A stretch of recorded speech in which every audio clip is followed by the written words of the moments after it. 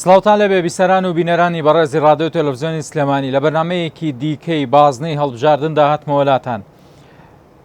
لە بەرنامەکاندا هەمیشە دەڵێم کاندیدە باشەکان و کاندیدە بەهێزەکانی پارتی دیموکراتی کوردستان پێمان دەڵێن کە ئایندەی پەرلەمانی کوردستان پەرلەمانێکی بەهێز دەبێت بۆ ئاوردانەوە لەو مافەڕەوایانەی کە تاک بە تاکی کوردستان و تایبەت لە سلێمانیدا لە ڕابردوودا هاواریان کردووە. مافمان دەوێت، ژیانی شایستەمان دەوێت. ئەمڕۆ بەربژێرەکانی پارتی دیموکراتی کوردستان داوای دەنگ لە ئێوە دەکەن، دەیانەوێت لە ڕێی دەنگەکانی ئێوەوە بچنە پەرلەمانی کوردستانەوە تا ببنە دەنگ و ڕەنگ و سەنگ و پێگەی ئێوە. بۆ ئەمڕۆی بەرنامەی بازنەی هەڵبژاردن بەڕێز سۆزان شەهید عەریفکەریم وەکو بەربژێری ژمارە 27 پارتی دیموکراتی کوردستان لەسەر لیستی 190 لەگەڵمان دەبێت. بەڕێز سۆزان خان بەخێر بیت. زۆر سپاستانەکەم بەنای خۆی بەخشندە و میهرەبانەوە. سپاس بۆ میوانداریتان. زۆر سپاس بۆ جەنابتان، بەخێر بێن. جەنابتان جێی شانازین و لە ڕابردوودا کەسە دڵسۆزەکانی ئێوە کە باوکتان بوون، خانەوادەکانتان بوون، کەسە نزیکەکانتان بوون، خزمەتیان بەم گەل و نیشتیمانەیە ئەمە کردووە. ئەم دەستکەوتانەی کە لە ئەمڕۆی هەرێمی کوردستاندا بەدەست دەکات یاخود بەدەست هاتووە کە ئێمە تێیدا ژیان دەکەین، ئەو دەستکەوتانن کە چەندین شەهید و قوربانی بۆ دراوە کە یەکێک لەو شەهیدانە باوکی بەڕێزتان بووە. ڕۆحیان شاد بێت. هەمیشە دەست بە سنگمانەوە دەگرین، ڕێز لە پێگە و سەنگی ئەوان دەگرین کە خۆیان شەهید کرد و هەوڵ و خەباتیان بۆ ئەم کوردستانە ئازادەیە. دەتانەوێت وەکو بەربژێر چی بە شەهیدەکان بڵێن؟ وەکو شەهیدەکان من ڕۆحیان شاد بێ، شەهیدەکانمان ڕۆحیان شاد بێ، سەروەریان بارزانی نەمر و کاکە ئیدریسی هەمیشە زیندوو. ئێمە من لێرەوە بە شەهیدەکان دەڵێم لەگەڵ خانەوادەی شەهیدەکانە بەڵێن دەدەم کە تا بتوانم خزمەت بە خانەوادەی شەهیدان بکەم. بەڵێ لە ڕووی خزمەت گوزاریەوە، لە ڕووی نیشتەجێبوونەوە، لە ڕووی تەندروستیەوە، لە ڕووی هەلی کارەوە کە بتوانین ئەوەی کە بمانێ بۆ خانەوادەی شەهیدی بکەین و بۆیان دابین بکەین. کەواتە ئێستا بەڕێستان لە کێشۆ ئاریشەکانی کە سوکاری شەهیدان تێدەگەن کە گرفتیان چییە؟ ئێوە دەتانەوێت ئەم خەموو تەمەی کە سوکاری شەهیدان تێیدان لە ئایندەدا لە پەرلەمانی کوردستان خوددا بیکا و دەنگدەران دەنگتان پێ بدەن، شەڕی لەسەر بکەن؟ پشتیوان بەخوا. ئەمە مەبەستی جەنابتانە. باشە، زۆر جار لێرە و لەوێ دەگوترێت کە سوکاری شەهیدان جیاوازی هەیە. بۆ نمونە لە هەولێردا ژیانێکی شایستەیان بۆ فراهەم کراوە، بەڵام لە سلێمانیدا بە پێچەوانەکەی. ئێوە دەتانەوێت خەمی کە سوکاری شەهیدانی سلێمانیش وەکو هەولێر ینی لەلایەن هەندێک لە سیاسیەکانەوە مافەکانیان دەخورێت. ئێوە دەتانەوێت ئەم هێز و دەسەڵاتە بخەنە دەست یەک هێز و دەسەڵات کە لە حکوومەتی هەرێمی کوردستانایە کە پارتی دیموکراتی کوردستانە. ئێوە دەتانێت وای لێ بکەن؟ بەڵێ ئێمە ئەمانەیە وای لێ بکەن لەبەرەوەی بتوانین ژیانێکی شایستیان بۆ دابین بکەین، لەبەرەوەی بتوانین ئەوەی کە پێویستیان پێیەتی، ئەوەی کە ئەو مافانی کە فراهەم کراوە بۆیان دابین بکەین. بەڵێ لە ڕووی ژیانێکی شایستە بۆ هاوڵاتیانی سلێمانی دەتانوێت چی بکەن؟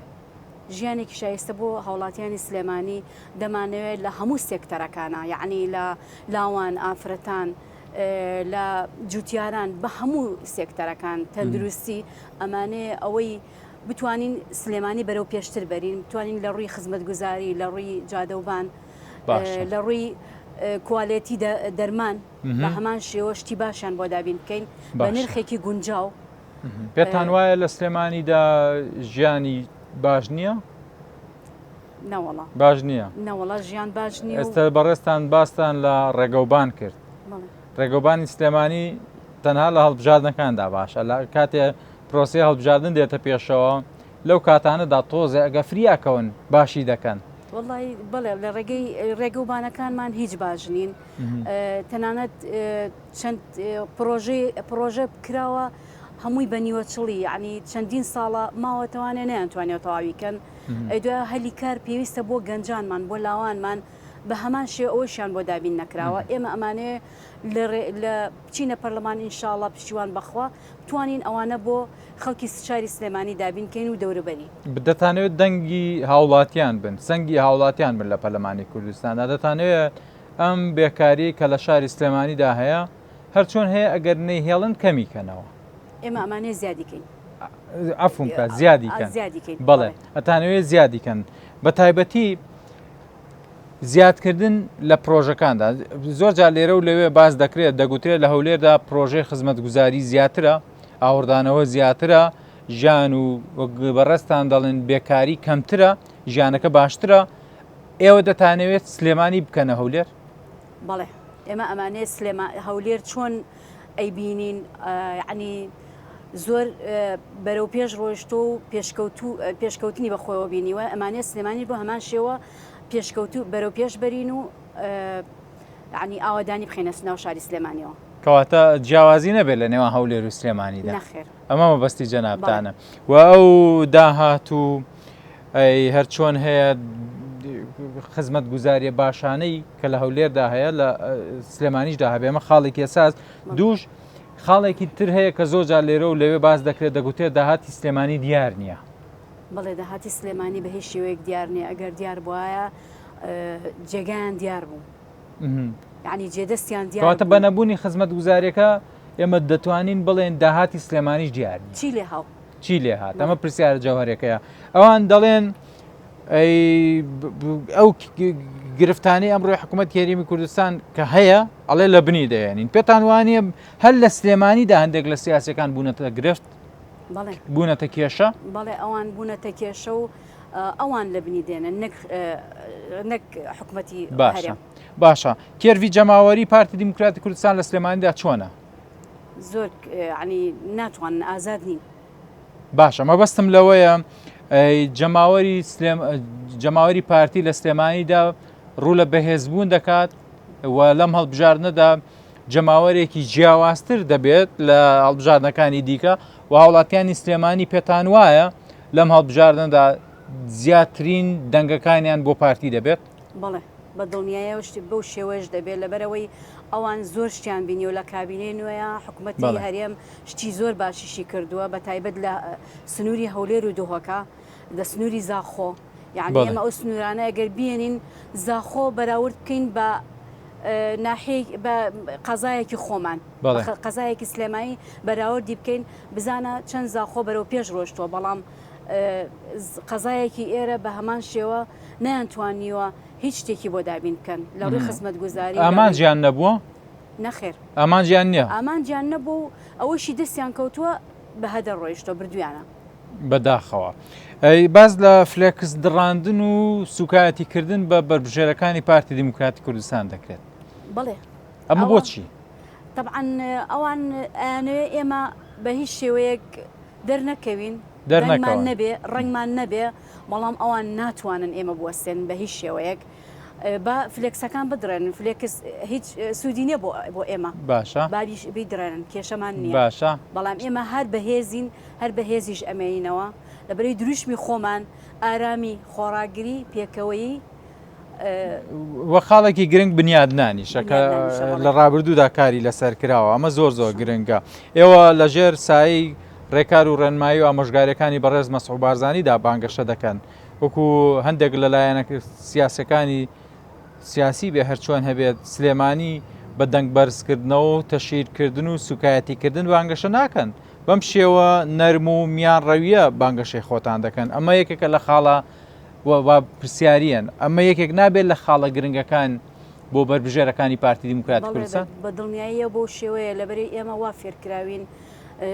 جەنابی سەرۆک هەمیشە ئاشتی خواز بووە هەمیشە حەزی لە یعنی لە پێکەوەی بووە حەزی لە خۆراگری بووە باشە ینی حزبێکی خۆراگری نێمە باشە لە کاتی کەوتنی هەندێک لەلایەنە سیاسەکاندا دووبارە هاوار دەکەنەوە پارتی فریامانکەوە ئێستا لە کاتی هەڵبژاردنەکاندا وەک دەڵێن چی خراپە بە پارتی دەکەن پارتیش وەڵامیان ناداتەوە تەنها لە لای بەرپرسانی پارتی دیموکراتی کوردستان ئەوەندەیان پێدەگوترێت کە ناتوانن باشە بەڵام لە دوای هەڵبژاردنەکانەوە ئەمانە دووبارە تەقە دەدەنەوە لە دەرگاکەی پارتی دیموکراتی کوردستان بۆ ئەوەی ڕەحمێکیان پێ بکات بەرپرسیارەتێکیان پێ بدرێت یعنی ئێوە دەتانەوێت دووبارە بڵێنەوە پارتی هەر هێزی یەکەمی هەرێمی کوردستانە و هاوڵاتیان و چین و توێژەکانیش لەوە گەشتون کە پارتی دیموکراتی کوردستان پارتێکی خەمخۆرە پارتێکە بۆ پرسەنەتەوەی نیشتیمانیەکان تێدەکۆشێت؟ بەڵێ بە دڵنیاییەوە پارتێکی خەمخۆرە و پارتێکە خزمەت بە گەلی کوردستان دەکات. ئەمە گرنگە بۆ حزبێکی ڕەگدا کوتراوی وەکو پارتی دیموکراتی کوردستان لەسەر ئەم خاڵە ئاساسیانە کار بکات؟ بەڵێ بە دڵنیاییەوە گرنگە. بۆ بربژێرەکانی بۆ بربژێرەکانیش بە هەمان شێوە بێمە بە دڵسۆزی و بە پەرۆشەوە بتوانین ئیش بۆ گەلی کوردستان بکەین بە گشتی. باشە من پێشتر باسم لە فلێکسەکان کرد کە دڕاندن و لێکردنەوە و هەرچۆن هەیە سوکایەتیکردن بە کاندیدانی پارتی دیموکراتی کوردستان لە ڕێی فلێکسەکانیانەوە ئەمە دەکرێت بەڵام لە خاڵێکی دیکەشدا لەژێر سایی ڕێکا و ڕێنمایەکانی بەڕێز مەسعود بارزانی ئێوە فلێکسی ئەوانەی کە فلێکستان لێ دەکەنەوە فلێکسەکانیان ڕاست دەکەنەوە. بەڵێ ئێمە ئەمەش بۆ پەروەردەی جوانی پارتیەکان ناگەڕێتەوە؟ بەڵێ ئێمە بۆ شێوە پەروەردەکراوین، ئێمە ناتوانین ئەو بەراوردی خۆمان لەگەڵ ئەوانە بکەین. باشە ئێستا ئێمە لە بەرزایەکی شاری سلێمانی داین، هەواکەی خۆشە وانە؟ من هەمیشە دەڵێم سلێمانی هەموو شتێکی جوانە، ڕەشەباکەشی جوانە کە تووڕە بێ زۆرجار لێمان بە ڕەشەباکە تووڕە دەبێت لێمان، بەڵام لە ئێستادا ئەوەی کە جوان نییە سیاسەتەکەیەتی دەتانەوێت لەم هەڵبژاردنەدا بە هاوڵاتیان و چین و توێژەکانی سلێمانی بڵێن ئێمە دەمانەوێت لە دوای 20 ئۆکتۆبەرەوە هێزێکی نوێ دەێنینە سلێمانیەوە کە هێزی پارتی دیموکراتی کوردستانە لە ڕێی دەنگەکانی ئێوە. بەڵێ بە دڵنیاییەوە ئێمە سیاسەتەکە ئەبێ بگۆڕین. باشە ئەبێ بیگۆڕین و بتوانین بەرەو ئاراسێکی باشی بەرین. خاڵی ئەساسی گۆڕینی سیاست لە سلێمانیدا لای پارتی چییە؟ خاڵی ئەساسی گۆڕینی سیاسی لە سلێمانیە ئێمە ئەمانەیە یەکڕێزی هەبێ، بەڵێ ئەمانەیە خۆڕ یعنی ئاوەدانی هەبێ، بەڵێ یعنی نامانەیە جارێکی تر یعنی خەڵکەکەمان یاخود گەلەکەمان بەرەو هەڵدێر بڕوات. باشە ئێوە دەتانەوێت خوددا بیکات لە ڕێی دەنگەکانی دەنگدەرانی خۆتانەوە لایەندەدا ببنە ئەندام پەرلەمانێکی باش بۆ پێداگیریکردن لەو خاڵانەی کە جەنابتان دەیڵێن؟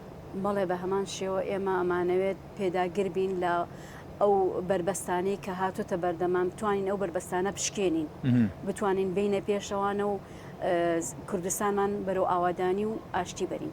هاوڵاتیانی هەژار لەم شارەدا زۆرن، دەتانەوێت بۆ ئەوەی کە شوێن و مەکانێکی تایبەتی خۆیانیان هەبێت لە پەرلەماندا دەکرێت بڵێن ئەم بەڵێنانە لەوانەیە هەندێک جار قورس بێ بۆ پەرلەمانتارێکە بەڵێن بدات، بەڵام دەتوانێت ڕای تایبەتی خۆی هەبێت، دەتوانێت پێداگیری لە هەندێک ڕابکات. پێتان وانێ پەرلەمانتار دەکرێت هەڵوێستی هەبێت لە هەندێک پرس و بابەتی گرنگدا کە بژێوی و ژیانی هاوڵاتیانی پێوە بەستراوەتەوە؟ بە دڵنیایەوە چونکە ئێمە بە دەنگی ئەو خەڵکە ئەچینە پەرلەمانەوانێ، ئەبێ ئێمەش بتوانین دیفاع لەو خەڵکە بکەین، توانین ئەو ژیانی کە ئەوان ئەیانێ بۆیان دەستەبەر بکەین بەپێی ئەو توانایی کە ئێمە خۆمان هەمانە و بەپێی ئەو توانایی کە پەرلەمانتار هەیەی ببینە وەسیتێک لە بینی حکومەت و پەرلەمانە لە نێوان هاوڵاتی و بەڵێ بەڵێ ئەمە گرنگە. من سپاسی جەنابتانەکەم، ماڵاوی لە بیسەر و بینەرەکانم دەکەم، پاشان جەنابتان دەتوانن بانگەشەی خۆتان بۆ بیسەر و بینەرەکان بکەن وەکو کاندیدی ژمارە 27 لیستی 190 پارتی دیموکراتی کوردستان. دووبارە سپاس بۆ ئامادەبوونی بەڕێستە. بەڵێ خۆشەویستان، دووبارە سپاس بۆ بربژێری پارتی دیموکراتی کوردستان بەڕێز سۆزان شەهید عەریفکەریم وەکو بربژێری ژمارە 27 لیستی 190 پارتی دیموکراتی کوردستان کە لە بەرنامەی بازنەی هەڵبژاردنەوە لەگەڵ مابوو. ڕێزی دیلمان خەسترە و تەواوی تیمی شەوانە قبولکەن، خواتان لەگەڵ بێت.